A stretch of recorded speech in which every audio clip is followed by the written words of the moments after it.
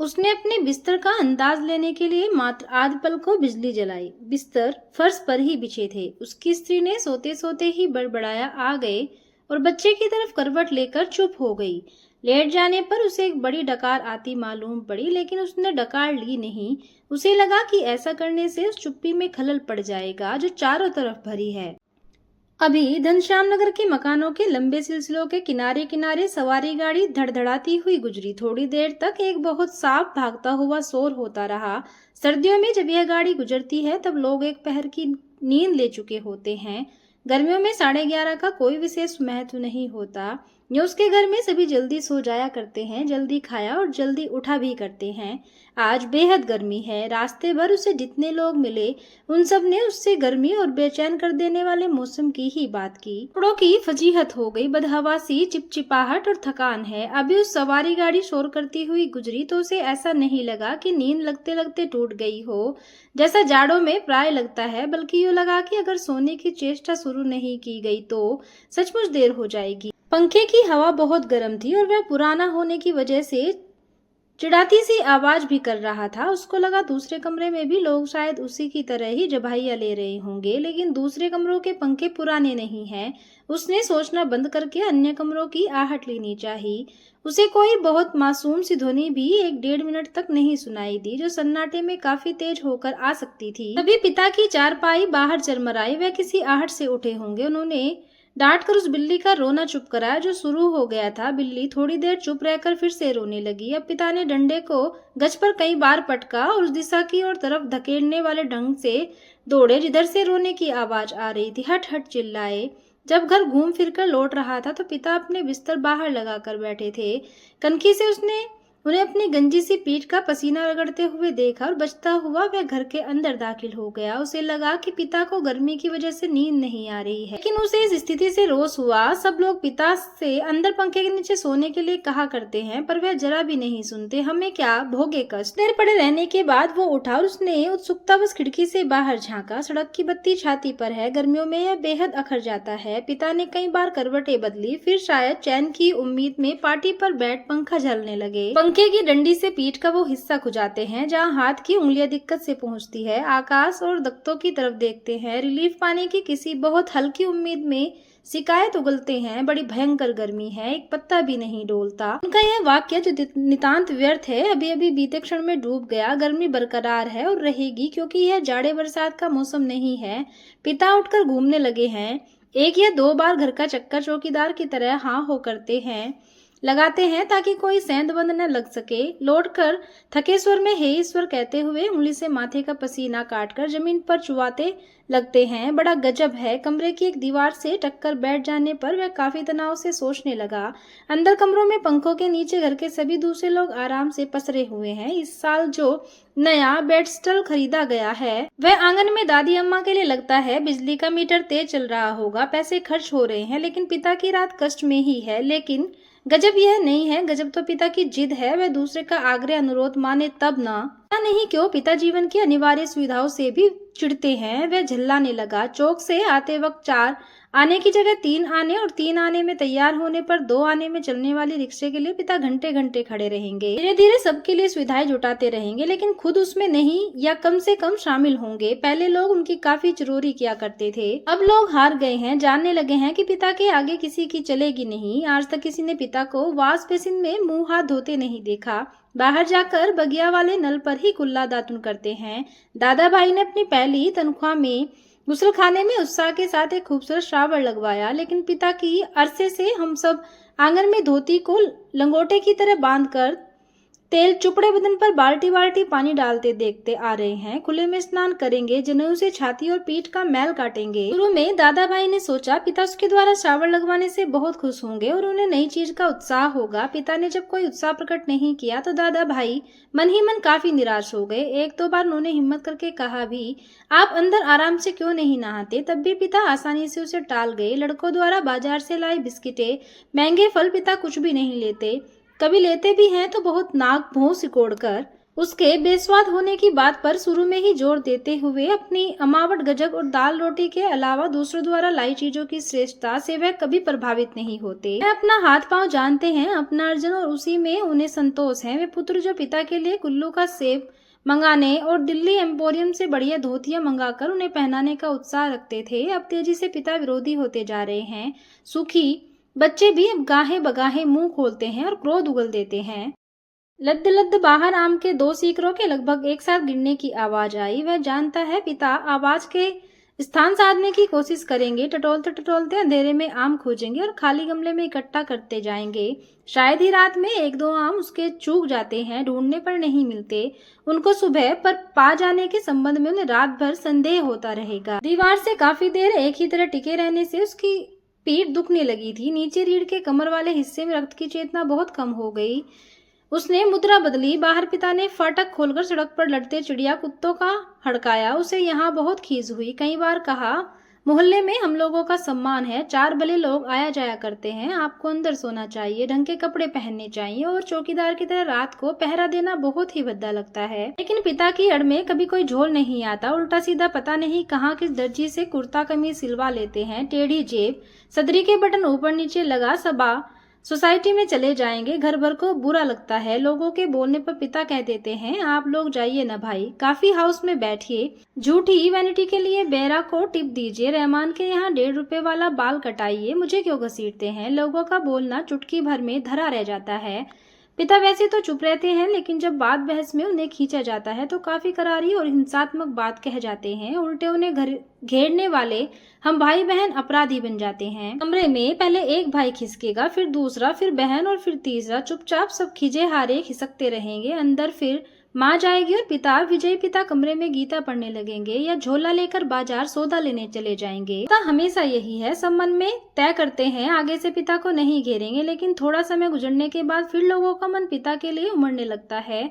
लोग मौका ढूंढने लगते हैं पिता को किसी प्रकार अपने साथ सुविधाओं में थोड़ा बहुत शामिल कर सकें, पर ऐसा नहीं हो पाता। वह सोचने लगा, भूखे के सामने खाते समय होने वाले व्यथा सरीखी किसी स्थिति में हम रहा करते हैं। यद्यपि अपना खाना हम कभी स्थगित नहीं करते, फिर भी पिता की असंप्रप्ति के कारण व्याकुल और अधीर तो है ही। पिता अद्भुत और विचित्र है। वह सोचते हुए उठा। कमरे में घूमने या सिगरेट पी सकने की सुविधा नहीं थी, अन्यथा वह वैसा भी करता। उसने सो जाने की इच्छा की और अपने को असहा पाया। शायद नींद नहीं आ सकेगी, यह ख्याल उसे घबराने वाला लगा। पिता अद्भुत और विचित्र है, यह बात वह भूल नहीं रहा था। पिछले जाड़ों में वह अपने लोभ को कुचलकर बमुश्किल एक कोट का बेहतरीन कपड़ा पिता के लिए लाया। पहले तो वे उसे लेने को तैयार नहीं हुए, लेकिन माँ के काफी धुड़कने फुड़कने से राजी हो गए और उसी खुलदाबाद के किसी लट्टू मुल्ला दर्जी के यहाँ सिलाने चले गए। सुधीर ने कहा, कपड़ा कीमती है, चलिए एक अच्छी जगह मैं आपका नाप दिलवा दूं, वह ठीक सिएगा, मेरा परिचित भी है। इस बात पर पिता ने काफी हिराकत उगली। वो चिढ़ उठे, मैं सबको जानता हूँ, वहीं म्यूनिसिपल मार्केट में छोटे मोटे दर्जियों से काम कराते और अपना लेबल लगा लेते हैं। साहब लोग, मैंने कलकत्ते के हाल इंडस्ट्रियल के सिले कोट पहने हैं अपने जमाने में, जिनके यहाँ अच्छे खासे यूरोपियन लोग कपड़े सिलवाते थे। ये फैशन जिसके आगे आप लोग चक्कर लगाया करते हैं, उसके आगे पाँव की धूल है। मुझे व्यर्थ पैसा नहीं खर्च करना। कितना परस्पर विरोध तर्क किया था पिता ने। ऐसा वे अपनी जिद को सर्वोपरि रखने के लिए क्या करते हैं। फिर सुधीर ने भी कपड़ा छोड़ दिया। जहाँ चाहिए सिलवाइए या भाड़ में झोंक आइए, हमें क्या। वह धीमे धीमे बुदबुदाया। पिता बाहर अखबार अकबकाकर उठ पड़े। शायद थोड़ी देर पहले जो आम बगीचे में गिरा था उसकी आवाज जैसे अब सुनाई पड़ी हो। वह खिड़की के बाहर देखने लगा। किंचित टिका टिका सा पीठ के पसीने से बनियान चिपक गई थी। बेहद घुटती हुई गर्मी मनुष्य का मथा जाता था। बीवी बड़ी आराम से सो रही थी, इसे कुछ पता नहीं। शायद पिता की खाट खाली थी। वह गिरा आराम टटोलने के लिए बग्गियों में घूमे होंगे। पिता कितने विचित्र हैं। लंबे समय से वह केवल 2 ही ग्रंथ पढ़ते आ रहे हैं, नियमित रामायण और गीता। लंबे 35 वर्षों तक अखंड केवल रामायण और गीता। उसके पहले युवा काल में जो कुछ जितना कुछ पढ़ा हो उन्होंने, उसे कभी भयावह, कभी सम्मानजनक और कभी झूठ लगता। देख सोचकर कि कोई व्यक्ति केवल 2 पुस्तकों में जिंदगी के 35 वर्ष काट सकता है और कैसे काट लेता है। तभी उसका बच्चा कुनमुनाकर रोने लगा। उसने तपाक से खिड़की छोड़ी, अपने बिस्तर पर झूठ मूठ सो गया। ऐसा न हो कि देवा बच्चे के रोने से उठ पड़े और उसे संदिग्ध अवस्था में देख बहुत से बेकार प्रश्नों द्वारा हल्काना करना शुरू कर दे। देवा बच्चे के मुंह में स्तन पहले ही सी बेखबर हो गई। वह खुद बिस्तर पर सोता मालूम पड़कर भी जागता रहा। स्तन चूसने की चप चप आवाज आती रही और थोड़ी देर बाद बंद हो गई। उसने तय किया कि वह देवा के बारे में ही कुछ सोचे अथवा उसके शरीर को छूता रहे। उसने देवा के कुल्ले पर हाथ रख दिया, लेकिन उसे तनिक भी उत्तेजना अपने अंदर महसूस नहीं हुई। उसने थोड़ी देर उत्तेजना की प्रतीक्षा की। अपनी इस हरकत से ऊब होने लगी और मन में लांछित करने लगा। बाहर पिता सोए या जाग रहे हैं, जैसा भी हो वह बड़े जबरदस्त हैं। इस समय बाहर रहकर बाहरी होते जा रहे हैं। घर के अंदरूनी हिस्सों में लोग आराम से या कम आराम से किसी तरह सो तो गए होंगे। वह विषादग्रस्त हुआ और अनुभव करने लगा, हमारे समाज में बड़े बूढ़े लोग जैसे बहुत बेटियों के निजी जीवन को स्वच्छ रहने देने के लिए अपना अधिकांश समय बाहर व्यतीत किया करते हैं। क्या पिता ने भी वैसा ही करना तो नहीं शुरू कर दिया? उसे पिता के बूढ़ेपन का ख्याल आने पर सिहरन हुई। फिर उसने दृढ़ता से सोचा, पिता भी बूढ़े नहीं हुए, उन्हें प्रतिक्षण हमारे साथ साथ जीवित रहना चाहिए। भरसक पुरानी जीवन व्यवस्था कितनी कठोर थी। उसके मस्तिष्क में एक भिचाव आ गया। विश्वास सर्वोपरि था। उसकी आंखों में हल्का जल लगने लगा। अगर कोई शीत युद्ध न होता पिता और पुत्र के बीच, तो वह उन्हें जबरन खींच के नीचे लाकर सुला देता। लेकिन उसे लगा कि उसका युवापन एक प्रतिष्ठा की जिद कहीं चुराए बैठा है। वह इस प्रतिष्ठा के आगे कभी बहुत मजबूर, कभी कमजोर हो जाता है और उसे भुगत भी रहा है। दरअसल उसका भी अक्सर चिल्ला उठने को हुआ है, पिता तुम हमारा निषेध करते हो, तुम ढोंगी हो, अहंकारी वज्र अहंकारी। लेकिन वह कहीं चिल्लाया नहीं। उसका चिल्लाना सकना मुमकिन भी नहीं था। वह अनुभव करता था उसके सामने जिंदगी पड़ी है और पिता पर इस तरह चिल्लाने में उसका नुकसान हो सकता है। उसको लगा पिता लगातार विजयी हैं, कठोर हैं, तो क्या उन्होंने पुत्रों के सामने अपने को कभी पसारा नहीं? लगता है दीवारों पर भी पसीना चूह चूह आया। खुद को छुरा भोग देने या दीवार पर सिर पटकने या सोती बीवी के साथ प्रास्विक हो जाने का ढोंग सोचने के बाद भी गर्मी की बेचैनी नहीं कटी। उसने ईश्वर को बुदबुदाना चाहा, लेकिन वैसा नहीं किया। केवल हल्के हल्के हाथ के पंजों से सिर के बालों को दबोच कर वह रह गया। मौसम की गर्मी से कहीं अधिक प्रबल पिता है। उसके सामने घटना मजबूती से टंग गई। उसने घटना को मन में दोहराया। वायुसेना में नौकरी करने वाला उसका कप्तान भाई बहन के यूनिवर्सिटी के खर्चे के लिए 2 वर्ष तक 50 रुपए महीना भेजता रहा था। एक बार कप्तान भाई होली अवकाश मनाने घर आया। पिता ने उसके हाथ में उसके नाम की 1200 रुपए वाली एक पासबुक थमा दी। उसको यह बड़ा आकस्मिक लगा। कप्तान भाई को हैरत हुई और हल्की खुशी भी कि एकाएक काफी रुपए मिल गए, लेकिन इस बात से उसे दुख और पराजय का भान भी हुआ। उसने अपने को छोटा महसूस किया। 2 वर्ष तक बहन के लिए उसने जो थोड़ा बहुत किया वह सब एक पल में घटकर नगण्य हो गया। फिर भी वह अनुभव कर रहा था, कप्तान भाई ज्यादा सोचते नहीं, खिलाड़ी तबीयत के हैं, यान की तरह चुटकी में धरती छोड़ देते हैं। कितने मस्त हैं कप्तान भाई। उसे लगा पिता के एक बुलंद भीमकाय दरवाजे की तरह खड़े हैं, जिससे टकरा टकरा कर हम सब निहायत पिद्दी और दयनीय होते जा रहे हैं। इस घटना को याद करके और पिता के प्रति खिन्न हो जाने पर भी उसने चाहा कि वह खिड़की से पिता को अंदर आकर सोने का आग्रह पूर्ण करे, लेकिन वह ऐसा नहीं कर सका। वह असंतोष और सहानुभूति दोनों के बीच असंतुलित भटकता रहा। धूमनगंज की ओर इक्के दुक्के लौटते इक्को के घोड़ों की टापे, न झगड़ते कुत्तों की भौंक भाग, बस कहीं उल्लू एक गति, एक वजन और विभत्सता में बोल रहा है। रात्रि में शहर का आवाज कुल पलों के लिए मर सा गया है। उसको उम्मीद हुई कि किसी भी समय दूर या पास से कोई आवाज अकस्मात उठ जाएगी, टंटना जाएगी या किसी दौड़ती हुई ट्रक का तेज लंबा हॉर्न बज उठेगा और शहर का मरा हुआ आभास पुनः जीवित हो जाएगा। पूरा शहर कभी नहीं सोता या मरता। बहुत से सोते हुए जान पड़ने वाले भी संक्षिप्त ध्वनियों के साथ या लगभग ध्वनिहीनता के बीच जगे होते हैं। रात काफी बीत चुकी है और इस समय यह सब सोचना सिवाय सोने के कितना निरर्थक है। शायद पिता औंध गए हैं। करवट बदलने से उत्पन्न होने वाली खाट की चरमराहट, आम टटोलते समय सूखी अधसूखी पत्तियों के कुचलने की आवाज, लाठी की पटक, मकान के फेरे के वक्त की खांस खांस कर कुत्ते बिल्लियों को हड़काना कुछ सुनने ही पड़ रहा है। इस विचार से कि पिता सो गए होंगे उसे परम शांति मिली और लगा कि अब वह भी सो सकेगा। शीघ्र नींद के लिए उसने टकटकी बांधकर पंखे की तरफ देखना शुरू किया। गर्म हवा के बावजूद दिन भर की व्यर्थ थकान और सोच विचार से पस्त हो जाने की वजह से वह नींद में चिंतित हो गया। थोड़े समय उपरांत वह एकाएक उचक्कर उठ बैठा। उसने चारों तरफ कुछ देर पाने के लिए कुछ क्षणों तक गड़े हुए अंधेरे को घूरा।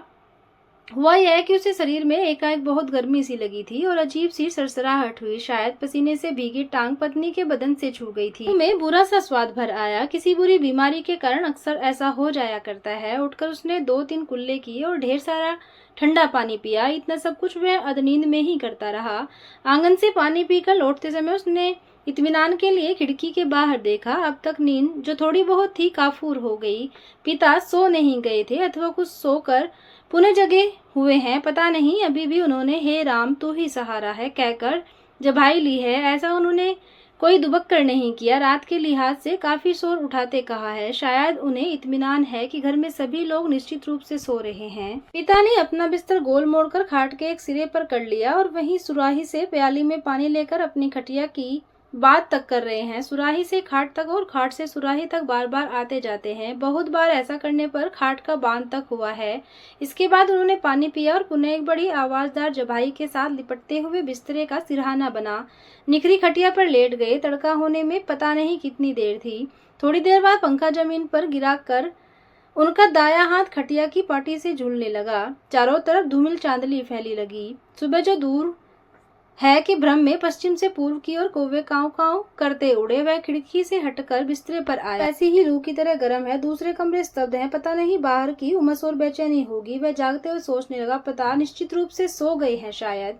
तो दोस्तों यही थी एक छोटी सी कहानी। आपको कैसी लगी कमेंट करके जरूर बताएं। कहानी को सुनने के लिए धन्यवाद।